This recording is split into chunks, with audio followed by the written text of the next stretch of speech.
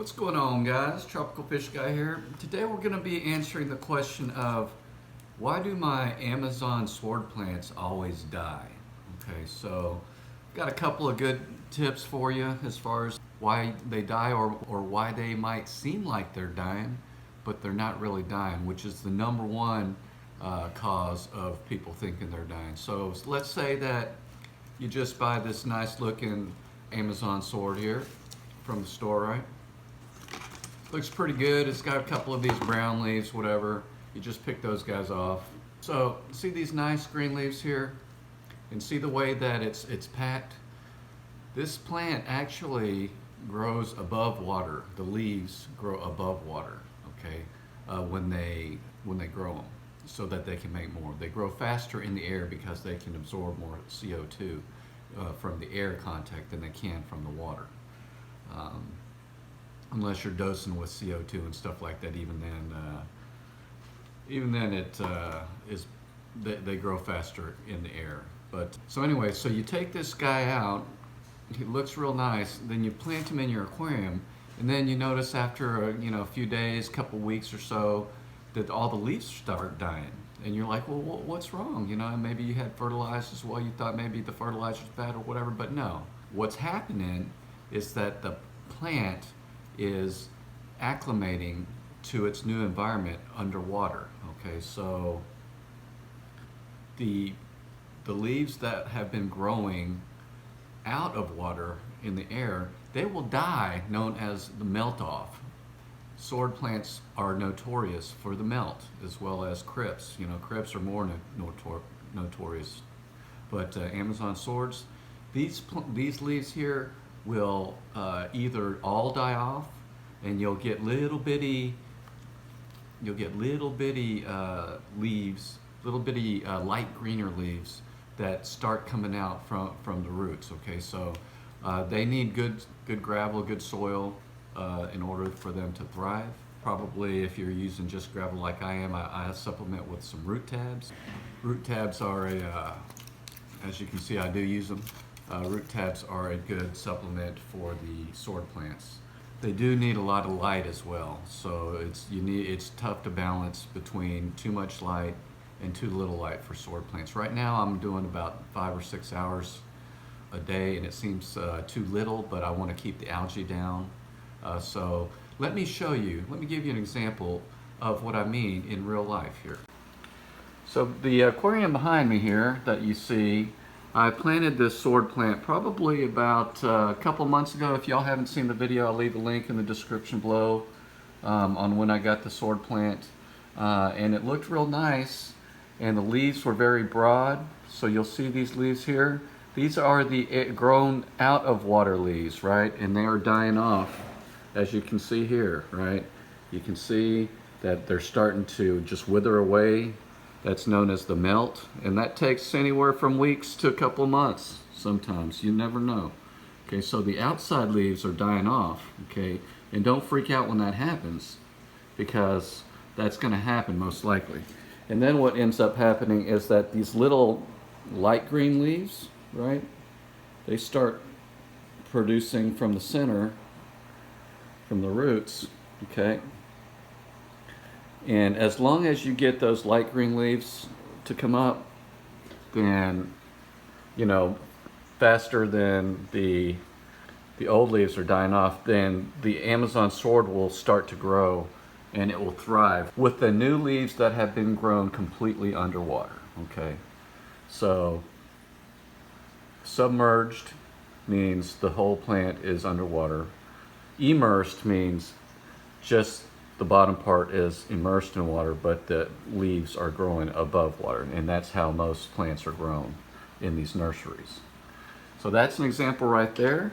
If you can tell, that's one that's going to die off, that's one that's going to die off, that one there too, that one there too, that one there too.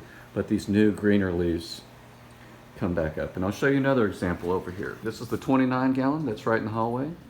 So when y'all saw that planted this sword plant, you can see the leaves as well are dying off, but you'll see that there are newer, greener leaves that are growing out as well. So this one is doing the same thing.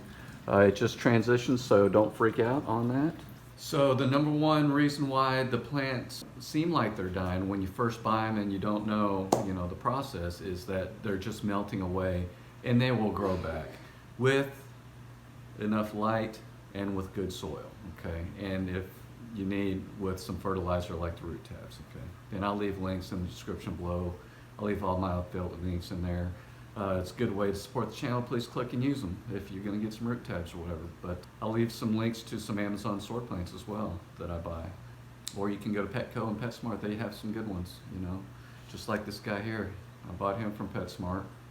A couple of the leaves were brown. And I've had this for like a week trying to do this video, so it would have looked a little bit better. But as long as the roots are good and you peel this off and you'll look at the roots and stuff, and I'll do that here in a second. It's kind of messy, or I'd show you. I'm just not in the mood for the mess today. Hope you guys don't mind, but that looks like a good plant, and I'm going to plant it here, and we'll take a look and see what it looks like when it's planted. But the second tip I'd give you is lighting, right? And lighting's a kind of tricky thing. Depending on the kind of light you have, I would recommend that Amazon swords, they are high light, they like a lot of light. They can do moderate light, but they won't thrive as much in low light, okay? They will in low light to a degree, and I actually have what's considered low light in my aquarium, and I do keep it between 5 and 6 hours, like I said before. So I'm kind of having the lowest light, the lowest duration as possible,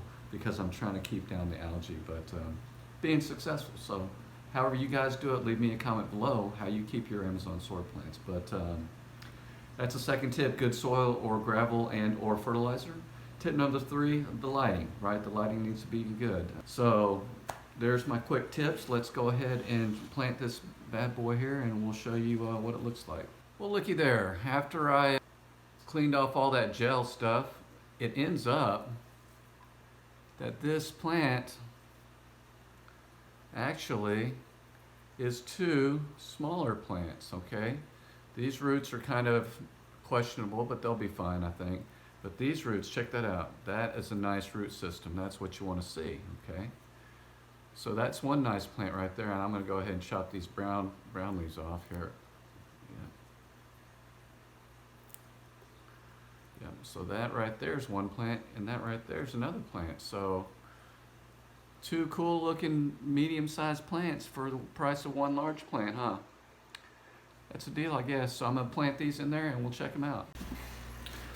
Alright, so actually I changed my mind.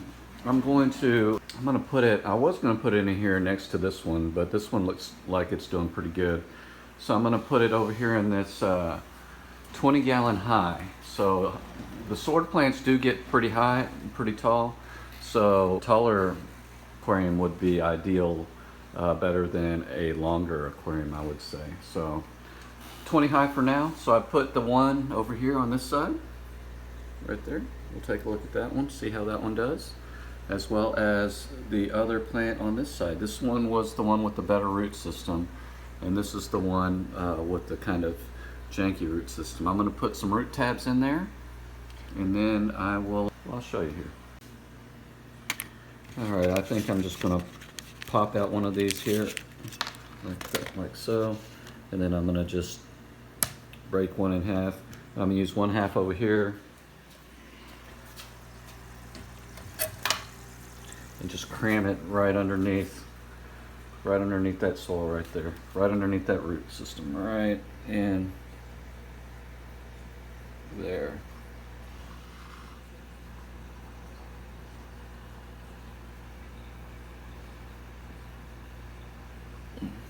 Okay, on that one. Then I'm going to take this other one and cram it right in there.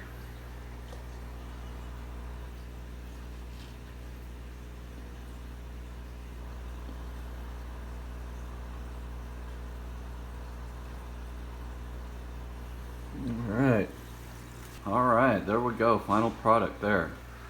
So we'll take a look at that and take a look and see how this leaf out right here is going to die for sure. Probably all of them will melt back. We'll take a look at this one. We'll move some of this around here. Yeah. That gubby grass just grows all the time, so we'll take a look at this one here as well. So there you have it. My tips on how to take care of the sword plants, lighting, gravel, and some fertilization. Good balance of all that, and you should have a successful sword plant. So leave me a comment below if I've left anything out or you want me to talk about another topic. And don't forget to subscribe to the channel. Like, comment, do all the things that you guys do. And really appreciate you watching as always. And happy fish keeping. Peace out.